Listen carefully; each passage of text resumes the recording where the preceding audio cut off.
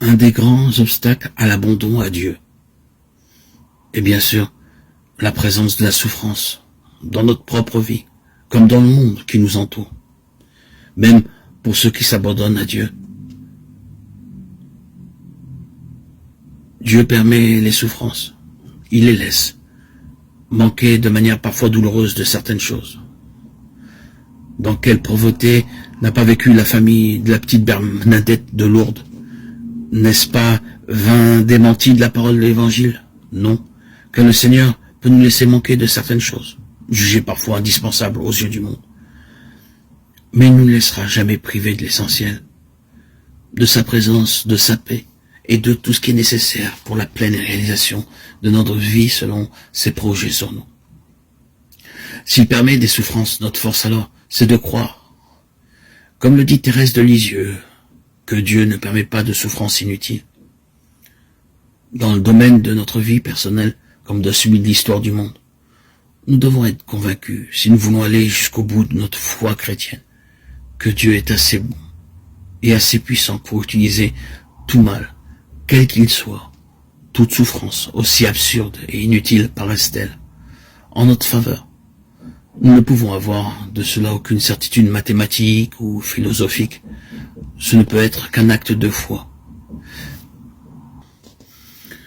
Mais c'est précisément à cet acte de foi que nous invite la proclamation de la résurrection de Jésus, comprise et accueillie comme la victoire définitive de Dieu sur le mal.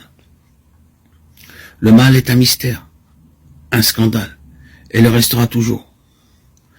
Il faut faire ce qui est possible pour l'éliminer, pour soulager la souffrance.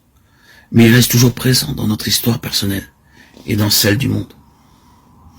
Sa place dans l'économie de la rédemption relève de la sagesse de Dieu, qui n'est pas la sagesse des hommes. Elle gardera toujours quelque chose d'incompréhensible. Car vos pensées ne sont pas mes pensées, et mes voix ne sont pas vos voix, parole du Seigneur.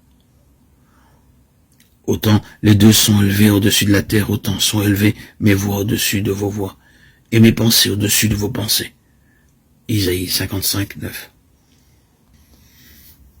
À un certain moment de sa vie, le chrétien sera nécessairement convié à croire contre les apparences, à espérer contre toute espérance.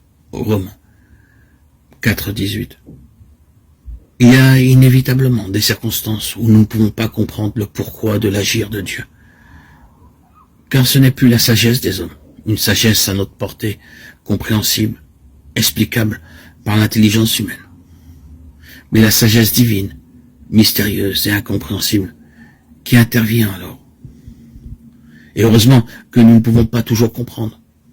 Sinon, comment serait-il possible de laisser la sagesse de Dieu libre d'agir selon ses desseins? Où y aurait-il place pour la confiance? Il est vrai que pour beaucoup de choses, nous ne ferions pas comme Dieu fait. Nous n'aurions pas choisi la folie de la croix comme moyen de rédemption. Mais heureusement que c'est la sagesse de Dieu et non la nôtre qui dirige toutes choses, car elle est infiniment plus puissante et plus aimante, et surtout plus miséricordieuse que la nôtre. Et si la sagesse de Dieu est incompréhensible dans ses voies, dans sa manière d'agir à notre égard, parfois bien déroutante, disons-nous bien que cela est le gage, qu'elle sera aussi incompréhensible en ce qu'elle prépare pour ceux qui espèrent en elle. Ce qu'elle prépare dépasse infiniment en gloire et beauté ce que nous pouvons imaginer ou concevoir. Nous annonçons ce que l'œil n'a pas vu et que l'oreille n'a pas entendu, ce qui n'est pas monté au cœur de l'homme, tout ce que Dieu a préparé pour ceux qui l'aiment. 1 Corinthiens 2, 9.